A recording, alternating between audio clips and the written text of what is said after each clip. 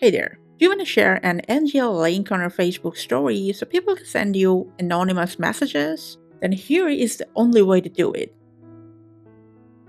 So for that, make sure you got your Instagram and Facebook account on the same device. Now first, launch the Facebook app. From menu, from settings, go to Account Center, to Profiles, just tap on Add Profile, add Instagram profile, and then just go ahead and add your Insta profile to your Facebook. Now, let's launch the NGL app. You're going to tap on Share, to next step, to next step, to next once again, and then just tap on Share on Instagram. Now, you'll be redirected to the Story section on your Insta. Now, first of all, you can close this tutorial window. Now, to post the link, you're going to go to Sticker, tap on Link, and then press and hold down the URL section, and then just hit Paste. Now, the NGL link will be pasted in here. Just press Done. Now, after that, you can reposition the link a bit if you want.